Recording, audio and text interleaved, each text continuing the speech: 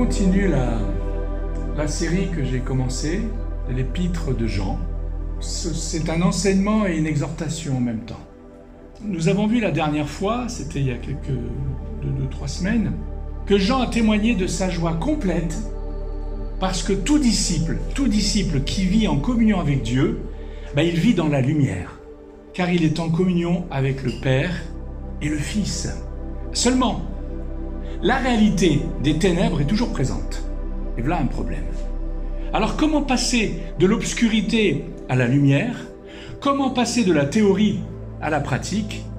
Eh bien, la réponse de Jean, elle est formidable, parce qu'il va nous indiquer comment. Il va partager trois idées clés sur la manière de vivre dans la lumière plutôt que dans les ténèbres, afin de vivre cette vie en communion avec Dieu. Il va nous montrer comment ces clés peuvent être des détonateurs puissants, ouvrant de nouvelles portes vers une communion complète avec Dieu. Complète. C'est ça que Jean aimait. Sa joie était complète quand il voyait des disciples marcher avec Dieu et vivre dans la lumière. Complète. Alors grâce à elle, nous pourrons vivre complètement, pleinement cette vie unique qui est la vie éternelle. On avait vu ça la dernière fois, la vie éternelle. Parce que toute l'épître de Jean repose sur ça. Il veut nous montrer ce que ça veut dire de vivre cette vie éternelle.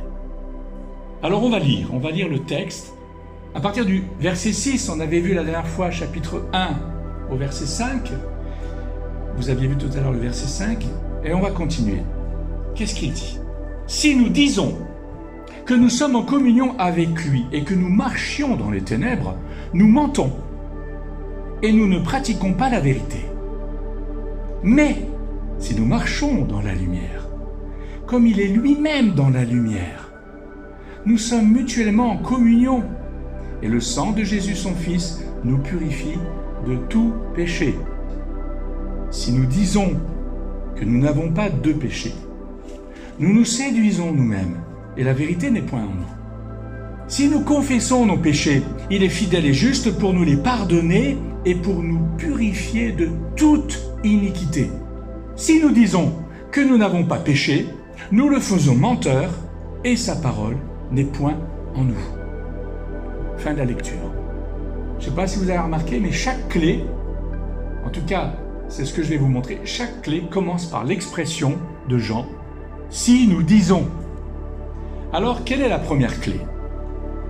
Eh bien, la première clé, c'est de choisir son camp, mes amis. Et choisir son camp, c'est la lumière. C'est les versets 6 à 7. On va développer. Cependant, si tu prétends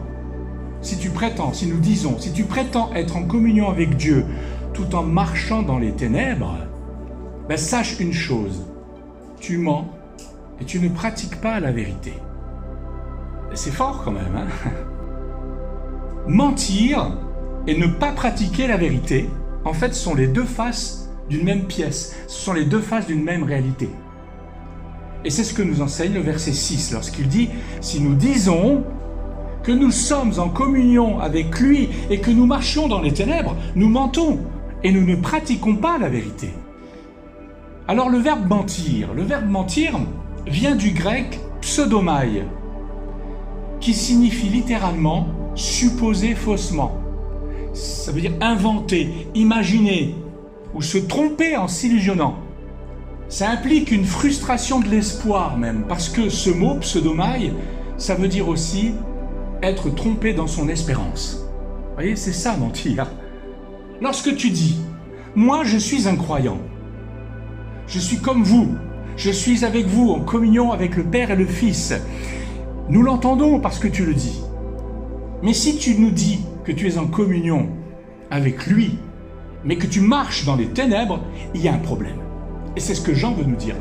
Il y a un problème. Si tu accomplis des actes qui ne sont pas en accord avec les enseignements de la parole de Dieu, alors tu marches dans les ténèbres. C'est aussi simple que ça. Mais nous, on complique les choses. On va essayer de tordre les enseignements de la parole pour que ça aille bien, ou mieux, ou le plus proche avec ce qu'on vit.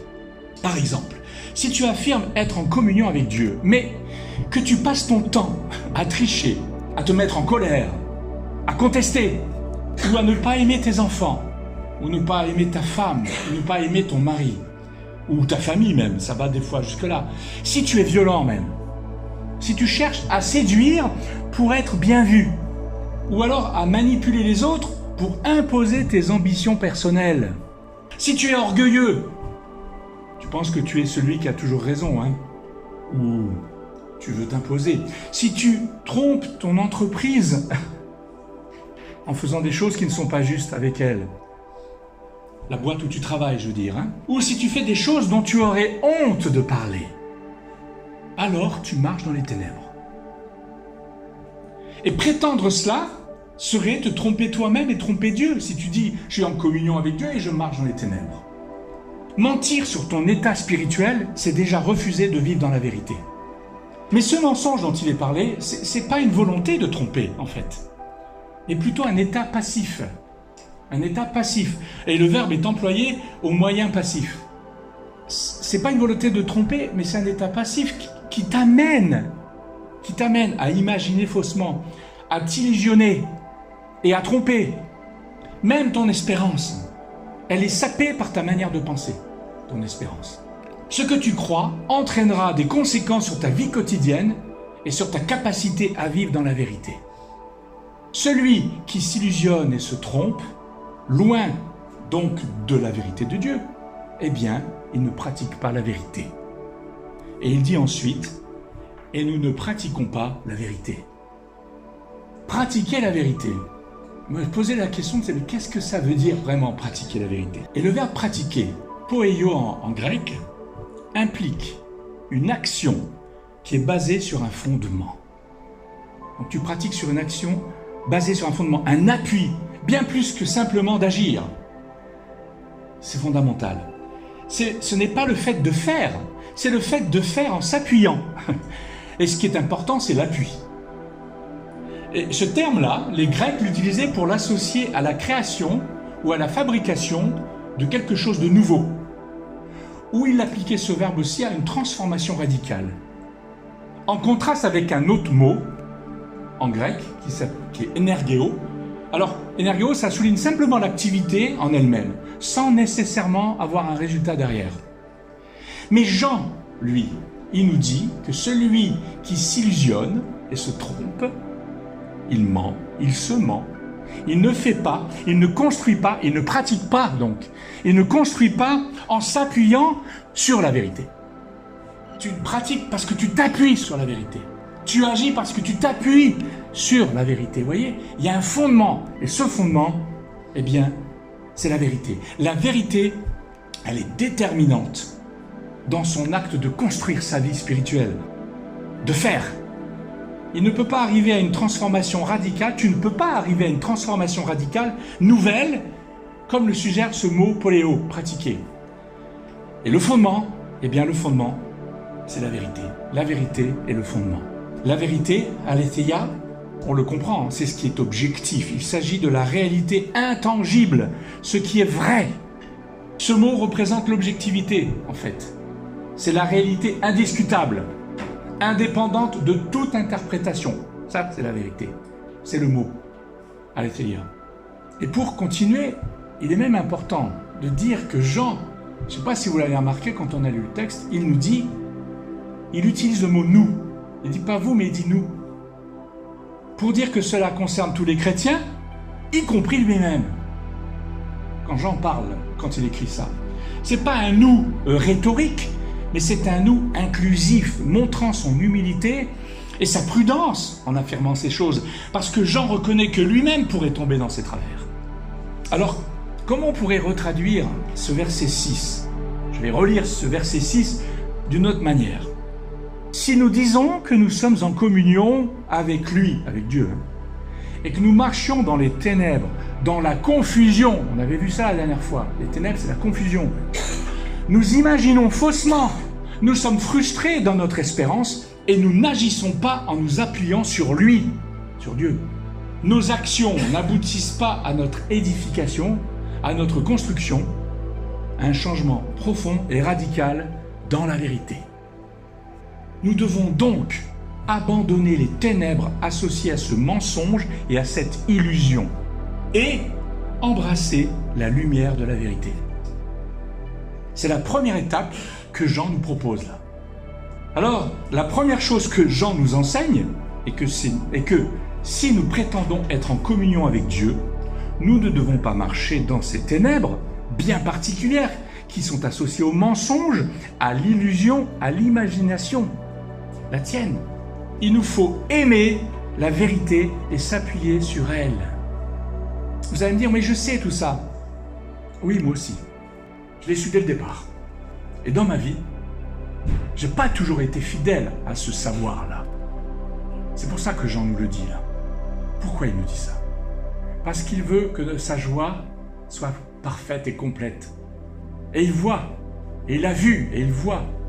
Et nous voyons encore que son peuple ne marche pas droit, que son peuple n'arrive pas à vivre dans la lumière à cause de ces ténèbres, et qu'il gère mal cela. C'est pour ça qu'il nous écrit cela. Si nous disons que nous sommes en communion avec Dieu, donc seuls, puisque nous le disons, nous sommes seuls, mais finalement, pour finir, nous sommes mutuellement en communion que lorsque nous sommes dans la lumière. Lorsque nous sommes dans la lumière, non seulement toi tu es en communion avec Dieu, mais tu l'es avec tes frères et sœurs. Nous sommes mutuellement en communion. Et remarquez l'évolution, dans la lumière, nous ne sommes pas seuls avec Dieu, mais nous sommes mutuellement en communion. C'est très important, mes amis. Alors évidemment, si géographiquement tu es tout seul dans la campagne, bien sûr que tu es seul. Mais tu n'es pas seul. Nous sommes mutuellement en communion. Et mutuellement en communion, mutuellement, le mot grec allélon, eh bien ça veut dire réciproquement. Ça veut dire que non seulement je marche, mais ceux qui sont avec moi, mes frères et sœurs, ils marchent. Parce qu'ils marchent, je marche. Et comme je marche, ils marchent aussi. En fait, il y a une sorte de dynamique.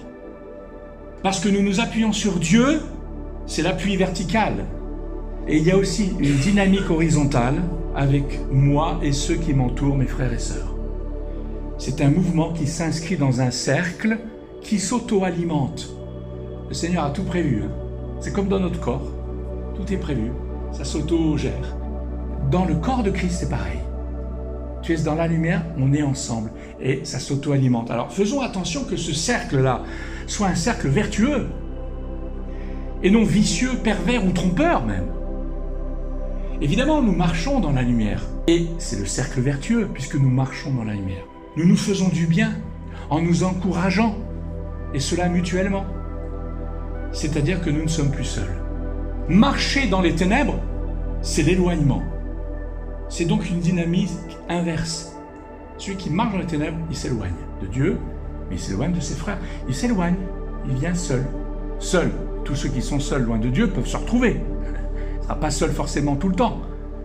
Il sera seul, privé de la nourriture de Dieu, privé de la lumière de Dieu, privé de tout ce que Dieu veut lui accorder. Ça, c'est les ténèbres, c'est l'éloignement, c'est une dynamique inverse, car dans la lumière, contrairement là, c'est l'inverse, c'est le rapprochement de la lumière. Et c'est la première étape qu'il nous propose, et donc le premier pas vers la lumière. La lumière nous libère des liens des ténèbres. Si nous marchons dans la lumière, contrairement aux ténèbres, alors c'est tout autre chose. Et on va voir ce que ça veut dire. Parce que si nous marchons dans la lumière, comme Dieu est lui-même dans la lumière, nous sommes en communion les uns avec les autres, et cette communion est vraie, elle est authentique. Cependant, comment peut-on marcher dans la lumière alors que nous nous sentons encore envahis par les ténèbres? Parce que dans ton cœur, tu veux marcher avec la lumière. Ça ne vous rappelle pas Romains chapitre 7? Je fais ce que je veux. Je veux faire le bien et je fais ce que je ne veux pas. Ouais, ben c'est ça le problème. On se retrouve avec ce problème-là. Nous souhaitons marcher dans la lumière, mais nous savons bien qu'il y a des ténèbres en nous. Mais pourtant, dans ce cadre-là, ce n'est pas la même chose. Je vous explique. Bon, il y a ceux qui disent qu'ils sont en communion, mais ils marchent dans les ténèbres. Alors cela ne fonctionne pas, ça ne va pas. C'est ce qu'il a dit avant, Jean. Cependant, marcher dans la lumière, c'est bien mieux et c'est excellent. Si nous marchons dans la lumière, comme Dieu est dans la lumière, alors nous sommes en communion. Alors, comment on va passer de l'un à l'autre? Eh bien, là, il y a une chose formidable qui se passe. Le sang de Jésus, son Fils, nous purifie de tout péché. C'est ce que Jean nous dit. Voyez-vous, c'est cela. Marcher dans la lumière, c'est y marcher, mais en n'aimant plus les ténèbres qui nous environnent et qui veulent se manifester en nous. C'est le combat. C'est le combat personnel. C'est marcher dans la lumière. Mais marcher dans la lumière, c'est la pratique des œuvres des ténèbres, elle te trouble considérablement. Tes ténèbres et celles des autres, ça te trouble. Marcher dans la lumière, c'est être avec le Christ, en communion avec lui, dans sa lumière. C'est essentiel. Et cette lumière, vous savez ce qu'elle fait, cette lumière? Elle éclaire nos péchés, elle éclaire nos ténèbres. Et ce n'est pas tout. Nous voyons la délivrance s'ouvrir à nous. Le sang de Jésus, son Fils, nous purifie de tout péché. Il parle à des chrétiens, là. De tout ce qui est ténébreux. C'est par la foi en Jésus-Christ que nous pouvons être purifiés de tous nos péchés. On le sait, mais c'est hyper important, parce qu'il y a des hommes et des femmes qui restent avec leurs péchés et qui n'arrivent pas par la foi à s'approcher de Dieu pour en être libérés. Jésus-Christ enlève nos ténèbres et nous permet de continuer de marcher dans la lumière. Cela n'arrive pas qu'une seule fois, mes amis, mais ça se répète dans nos vies. Il est crucial vraiment de comprendre cela. Si nous disons que nous sommes en communion avec lui, tout en marchant dans les ténèbres, en les tolérant, nous mentons et ne pratiquons pas la vérité, comme on l'a vu tout à l'heure. Nous manquons quelque chose d'énorme. En revanche, si nous marchons dans la lumière, mais qu'est-ce qui se passe là? La lumière éclaire nos ténèbres. Nous les reconnaissons et nous les dénonçons nous-mêmes. C'est ça ma part. Tu reconnais, la lumière de Christ éclaire tes ténèbres. Tu le vois, les tiennes je parle, tu les dénonces, tu les reconnais et tu les dénonces. À quoi ça sert le sacrifice de Jésus si nous ne reconnaissons pas nos péchés? Il l'a fait, certes. Bien sûr, il l'a fait à la croix. Mais si nous ne le reconnaissons pas, nous continuons à marcher dans les ténèbres. Il faut admettre que l'on mente et que l'on ne pratique pas la vérité dans ce cas-là. Mais si nous marchons dans la lumière, celle-ci éclaire nos ténèbres. Et la clé de la délivrance, je le répète, nous sommes délivrés par le sang de Jésus-Christ. Mes amis, le sang de Jésus-Christ est fondamental dans notre marche avec Dieu, jusqu'à son retour, jusqu'à ta mort. C'est fondamental pour être dans la lumière. Sans le sang de Christ, on ne peut pas être dans la lumière. Pourquoi? Parce que tes ténèbres veulent se manifester et souvent ça se manifeste. Au départ, c'est des trucs grossiers, mais après, c'est de plus en plus fin. Mais c'est des ténèbres quand même. Béni soit le nom du Seigneur qui nous a vraiment donné la délivrance. Béni soit son saint nom parce qu'il a accompli des choses extraordinaires, le Seigneur. Il a accompli des choses extraordinaires. Tout est accompli sur la croix, mes amis. On le sait, ça, on l'entend, ça devient même une habitude qu'on n'en mesure même pas la grandeur. Béni soit son nom, béni soit ton nom, Seigneur Jésus, parce que tu nous sauves de toutes nos ténèbres et qui, par ton œuvre rédemptrice, tu nous amènes à toi. Tu nous permets de marcher dans ta lumière. Béni soit son nom, n'est-ce pas? Ne voulez pas le bénir pour ça? Et d'être en communion les uns avec les autres, en communion avec le Père, avec le Fils, comme il est dit depuis le début. Alors on va aborder la deuxième clé. Affronter son péché, ça c'est la deuxième clé. Mais affronte ton péché. Si nous disons que nous n'avons pas de péché, nous nous séduisons nous-mêmes, et la vérité n'est point en nous. Si nous confessons nos péchés, il est fidèle et juste pour nous les pardonner et pour nous purifier de toute iniquité. Les amis, ça se répète là, mais différemment. Nous allons voir que là, il y a deux lumières qui s'opposent. La vraie et celle que provoquent les ténèbres. Ça continue là. Si nous disons que nous n'avons pas de péché, nous nous séduisons nous-mêmes et la vérité n'est point en nous. Et vous allez me dire, c'est pas notre cas, mes amis. Alors là, on entre ici dans une nouvelle dimension de la lumière qui est opposée aux ténèbres, comme nous montrent les versets 8 et 9 qu'on vient de lire. En écho, parce que c'est un écho du verset 6 et 7, celui d'avant. Le deuxième, si nous disons, deuxième clé, signifie que nous considérons alors que le péché n'est pas présent dans notre vie. On sort de la pensée précédente, à savoir imaginer, être dans l'illusion. Car là, on n'est plus dans l'imagination trompeuse, mais on est dans la séduction. Nous nous séduisons nous-mêmes, et la vérité, c'est-à-dire ce qui est objectif, intangible, ce qui est solide, eh bien cette vérité-là, elle n'est pas en nous. Donc je vous dirais, vous savez, vous vous trompez vous-même, vous vous séduisez vous-même. Et pourquoi? Parce que si tu vis dans la lumière, comme nous l'avons vu, et que tu marches avec Dieu, la lumière de Dieu révèle quoi? Les ténèbres et ton péché. Celui qui marche dans la lumière sait que le sang de Jésus le purifiera de tout péché, comme indiqué au verset 7, on l'a vu tout à l'heure. Mais si tu ne marches pas dans la lumière, tu restes dans les ténèbres et tu es en train de considérer que tu n'as pas de péché. Tu te dis, je n'ai pas de péché. La plupart des incroyants pensent et affirment qu'ils n'ont pas de péché. Ils ne disent pas qu'ils sont parfaits, mais ils disent qu'ils n'ont pas de péché. Parce que cette notion, pour eux, c'est artificiel. Pour eux, le péché n'est qu'un point de vue. L'homme serait attiré et pratiquerait le mal, et ce serait Dieu qui indiquerait ce mal, et c'est lui qui désignerait ainsi la racine du mal et le péché. Dieu, pour ces incroyants toujours, ne serait qu'une puissance unique, transcendante, de toute puissance, d'accord, mais c'est seulement pour ceux qui croient, pour les croyants. Les incroyants qui adoptent ces discours-là, ils le font très sincèrement, mais parce qu'ils ne sont pas dans la lumière et ne suivent pas la lumière. Cependant, les croyants, vous allez me dire, mais les croyants, ils ne sont pas dans ce cas-là. Eh bien, excusez-moi de vous le dire. C'est subtil, mes amis, mais le croyant qui refuse de reconnaître la nature du péché qui est en train de se manifester dans sa vie personnelle, eh bien, il tombe dans le même piège, là. Leur manière de penser est similaire. On croit qu'il n'y a pas de péché. Ainsi, ce qui vient nous éclairer, c'est autre chose, ce sont les ténèbres.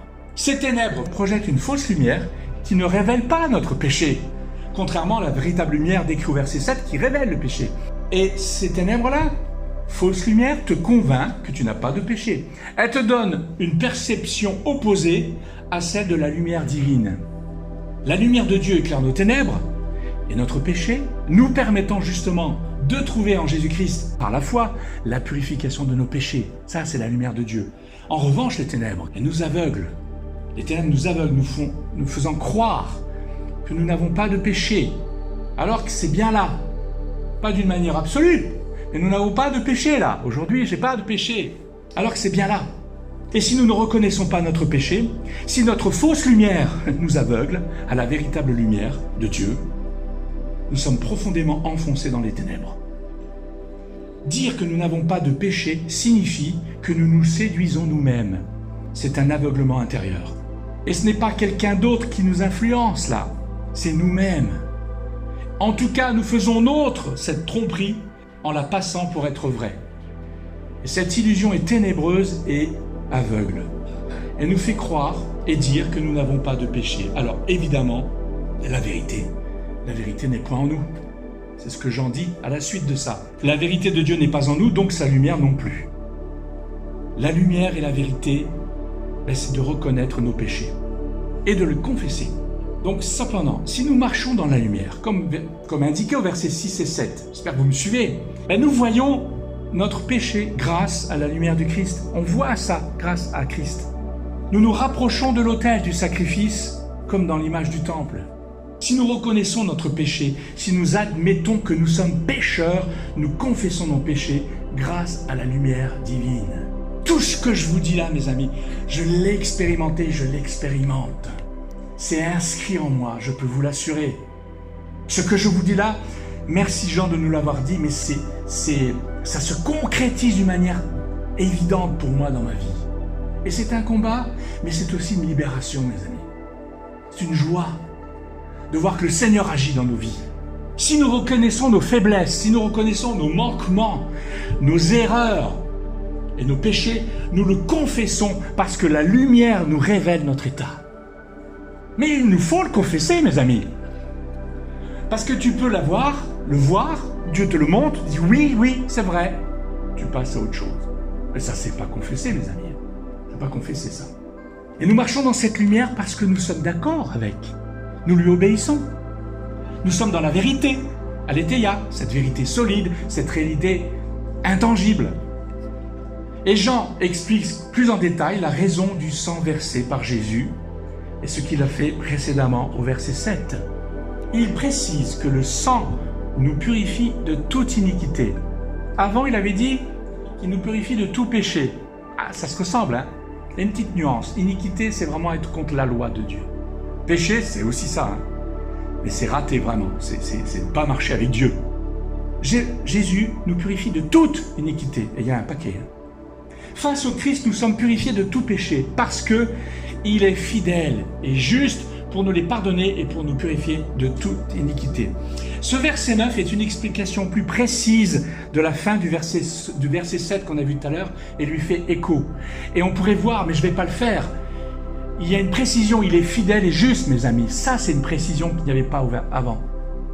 Non seulement il purifie de toute iniquité, mais il est fidèle et il est juste. Et c'est parce qu'il est fidèle, Jésus-Christ, le Fils de Dieu, parce qu'il est juste, le Fils de Dieu, qu'il peut nous pardonner. Ça mériterait un message, ça. Alors maintenant, on va voir la troisième clé et la dernière. Être sensible à l'Esprit Saint et à la parole de Dieu. C'est le verset 10. Alors quand on lit le verset 10, on ne va pas forcément mettre ce titre-là. Et moi, je l'ai mis parce que je vais vous dire pourquoi. On arrive maintenant à ce dernier point. Si nous disons que nous n'avons pas péché, nous le faisons menteur et sa parole n'est pas en nous. Encore si nous disons, vous voyez, troisième clé. Vous avez remarqué, c'est nous disons. Hein. Et avant, c'était si nous disons, si nous marchons. Si nous disons, si nous confessons. Si nous disons, mais après, le vrai, ce qu'il faut faire, ce qui est important, c'est tu marches, tu confesses. Et là, il n'y a rien. Il n'y a pas de suite à ça. On va le voir. C'est crucial d'être attentif et d'obéir à l'Esprit Saint et à la parole de Dieu, qui est son indicateur, son instrument. Parce que le Saint-Esprit, c'est l'auteur de la parole écrite de Dieu. Lorsque le Saint-Esprit nous montre que nous péchons, justement parce que nous marchons avec lui, et que nous répondons en disant que nous n'avons pas péché, alors là, Jean nous dit qu'on fait Dieu un menteur. C'est étrange, vous ne trouvez pas cette phrase? Parce que tu dis que tu n'as pas péché, tu fais Dieu menteur. Pourquoi Jean a écrit ça? Qu'est-ce qu'il a dans son esprit qu'il veut nous communiquer pour nous faire cette phrase? Phrase qui a été écrite en grec, inspirée par le Saint-Esprit. Chaque mot, chaque chose a été positionnée par le Saint-Esprit. Vous savez, c'est un autre sujet, mais la Bible a été démontrée par un homme, un scientifique, mathématicien. Il voulait démontrer que la Bible, c'était un fourre-tout, un vrai bazar. Il en est arrivé à dire que c'est le seul livre spirituel, si on peut dire, dans ce bas monde, qui tient la route mathématiquement. C'est un truc passionnant, ça. Tout est bien positionné. Alors, mais qu'est-ce qu'il a voulu dire, Jean, là? Lorsque le Saint-Esprit nous montre que nous péchons, justement parce que nous marchons avec lui, et le Saint-Esprit nous montre que nous péchons, et que nous répondons, en disant que nous n'avons pas péché, nous faisons de Dieu un menteur, et sa parole n'est point en nous. Menteur, ici, c'est un dérivé du mot que nous avons rencontré au verset 6. Le terme utilisé pour mentir, au verset 10, c'est pseustes. Et pseustes, ça vient de pseudomai, pseudo. Ça vous dit pas quelque chose, le mot pseudo? Ça vient de là. Pseustes, dont le mot source est donc pseudo, signifie dans ce contexte-là du verset 10, mentir, mais avec une visée orientée. Ça veut dire, et ça je l'ai vu dans le dictionnaire grec-français de Bailly, qui tient compte de, vraiment c'est un très très bon dictionnaire, qui montre bien les aspects de ces mots, ça veut dire violer les serments. Il viole ses serments, il trahit l'alliance. C'est pour ça qu'il dit celui qui dit qui ne pêche pas, il fait Dieu menteur, il fait Dieu qui trahit l'alliance. C'est comme dire que Dieu annule, brise la foi, soulignant ainsi le dommage infligé à la relation avec Dieu. C'est-à-dire que si nous disons que nous n'avons pas péché, nous faisons Dieu un traître de l'alliance. Nous faisons Dieu un briseur de foi. Waouh, c'est quoi ça? Et qu'est-ce que la foi? La foi, c'est une relation. On l'a déjà vu plusieurs fois, je vous l'ai déjà dit souvent. Même en hébreu, vous savez, les 3 mots, mais le parvenir. La foi, ce n'est pas croire seulement. La foi, c'est être en relation. Donc, si nous disons que nous n'avons pas péché, dit Jean, eh bien, nous cassons le relationnel. Nous cassons notre relation avec Dieu. Nous faisons Dieu menteur. Dans le cas précédent, c'était la vérité. C'était la vérité qui n'était pas en nous parce que la lumière n'était pas était absente, n'était pas avec nous. Et ici, c'est la parole qui n'est pas en nous, et la parole, c'est la vérité. Jésus a dit, ta parole est la vérité. L'évangile de Jean, chapitre 17, verset 17. Il a même dit, sanctifie, en parlant, en priant le Père, sanctifie-les par ta vérité. Ta parole est la vérité. Donc si tu marches dans la lumière, que le Saint-Esprit te montre, je dis bien le Saint-Esprit te montre que tu pèches, que tu es en train de te tromper, que tu es en train de dévier, et que tu dis, ce n'est pas un péché, mais non, je ne dévie pas là, c'est pas grave. Et on a plein de mots différents pour dire la même chose. Alors tu ne marches pas selon la parole de Dieu que l'Esprit te révèle en te montrant ton péché. C'est ça que Jean veut nous dire. En agissant ainsi, tu fais de Dieu un menteur. C'est-à-dire, tu casses la relation que tu as avec Dieu, car il te montre clairement la réalité de ton péché. Et toi, peut-être par orgueil ou par peur, tu refuses de l'admettre, en disant que tu n'as pas péché là. Non. Tu sous-estimes la parole de Dieu, qui par le Saint-Esprit, en plus, te montre que tu as péché, en préférant ta propre parole ou ta propre pensée, ton raisonnement, que tu places au-dessus de la sienne. Que tu le veuilles ou non, à ce moment-là, tu le places au-dessus de la sienne. Et tu traites ainsi, c'est fort quand même, Jean, il dit, tu traites ainsi Dieu de menteur. Tu l'amènes par ton abrutissement spirituel à casser la relation avec Dieu. C'est une séduction, c'est une illusion sur toi-même. Et c'est similaire à ce que nous avons vu déjà au verset 8. Mais là, c'est encore plus grave, parce que tu vois l'éclairage du Saint-Esprit et tu lui résistes. Fais attention à ne pas dépasser cette limite en t'opposant sans cesse à lui. C'est pour ça qu'il n'y a pas de suite à ce verset 10. Tu peux atteindre la limite là, attention. Et commence pas à te dire « je suis un enfant d'Abraham », comme disaient les Juifs. Mais toi, tu te dis que tu es un enfant d'Abraham, tu es un enfant du Seigneur, et tu ne l'écoutes pas, et tu ne veux pas l'écouter, et tu persistes. Attention, la limite est atteinte. Moi, j'ai un jour connu cette limite, il y a très longtemps. Et j'ai vu que c'était la vision que j'avais, si vous voulez, c'est pas une vision forte, mais je voyais, j'étais devant un ravin.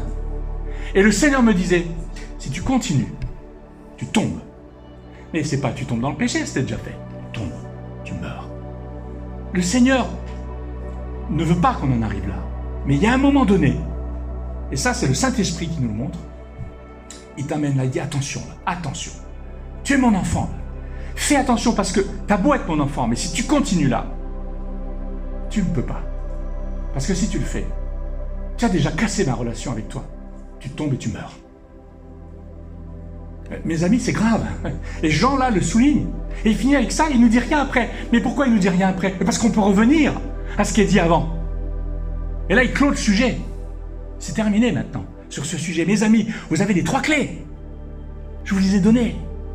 Et même là, dans ce cas limite, où tu refuses de voir que tu pèches, alors que le Saint-Esprit, par sa parole, et le Saint-Esprit même dans ton cœur, te le montre et tu refuses. Là, attention mon ami, attention. Fais attention mon ami. C'est un avertissement d'amour de Dieu. Et si je ne le dis pas là, Dieu me demandera pourquoi je ne l'ai pas dit. Je dois vous le dire, parce que c'est important. Parce que le Seigneur veut qu'on le sache et qu'on revienne. Restons attentifs à Dieu, à son esprit et à sa parole. C'est-à-dire que nous nous appuyons sur Dieu pour agir. Comme c'est dit, je revois là, c'est une conclusion de ce qu'on a revu depuis le début. Alors on ne sera pas frustré dans notre espérance. Nos actions aboutiront à notre édification, à une construction solide, mutuelle même. C'est-à-dire nous, personnellement, individuellement, mais aussi avec le corps de Christ, avec l'ensemble des rachetés, avec les disciples, avec qui on vivra cette grâce unique qui fait notre joie. Et grâce et joie, vous savez, ces 2 mots se rejoignent en grec. Notre joie sera parfaite, mes amis, c'est ce que Jean dit à ses enfants. C'est-à-dire c'est une joie qui est complète, abondante. C'est ça ce que le Père Céleste veut pour nous. Qu'on ait une joie abondante. Il y a des conditions. Ces conditions, ce n'est pas un texte que tu signes pour vivre ça à vie. Ces conditions, c'est quelque chose de dynamique dans ta vie. Ces conditions, elles sont là parce que c'est essentiel pour que tu marches bien et que tu aies cette joie. Et il nous les a données, ces 3 clés-là, mes amis. Choisis ton camp, c'est la lumière. Et affronte ton péché, parce que la lumière de Dieu te le montre. Affronte, dis, confesse, reconnais, condamne même ton péché. Et tu peux condamner ceux des autres, mais pas les autres. Ça, c'est l'affaire de Dieu avec les autres. Mais tu peux dire ça, je ne suis pas d'accord. Moi, je ne le veux pas dans ma vie, je ne suis pas d'accord de marcher avec ça. Mais ne condamne pas les autres, parce que si tu condamnes les autres, tu serais déjà le premier à être condamné. Et Dieu t'a fait grâce, Dieu va faire grâce. Il veut faire grâce, il veut faire grâce. Mais on ne se moque pas de Dieu, mes amis, on ne se moque pas. C'est important. Mes amis, si tu sens que tu es dans ce cas-là, après le culte, là, va chez toi dans un lieu secret, c'est-à-dire un lieu où tu es seul. Et mets-toi à genoux devant Dieu. Mets-toi devant lui, dis Seigneur, là j'ai péché, j'ai refusé. Dites-lui ce que vous avez fait. N'attendez pas, ne dis pas, on verra. T'as pas d'autre chose à faire, mon ami, c'est ça qu'il faut faire. Si tu es chrétien, si tu es disciple, c'est ça que Jean te demande, qu'il me demande. Excusez-moi d'insister, mais c'est vraiment important. C'est vraiment important. Peut-être on n'est pas dans ce cas-là, je m'inquiète peut-être un peu trop vite. Mais voilà, c'est la fin du chapitre. Il y a la suite, on verra, c'est passionnant. Jean est passionnant. C'est pas la semaine prochaine, non, mais une prochaine fois. Le Seigneur vous bénisse. Et si vraiment vous voyez dans vos vies quelque chose qui a besoin d'être réglé avec Dieu, vous avez besoin d'être dans la lumière. Nous avons besoin d'être dans la lumière. Quand on est dans les ténèbres, on n'est pas à l'aise, mes amis. Surtout si tu connais le Seigneur, tu n'es pas à l'aise. Je veux vivre dans la lumière, en communion avec mon Père, avec le Fils et avec mes frères et sœurs, parce que c'est une communion ensemble.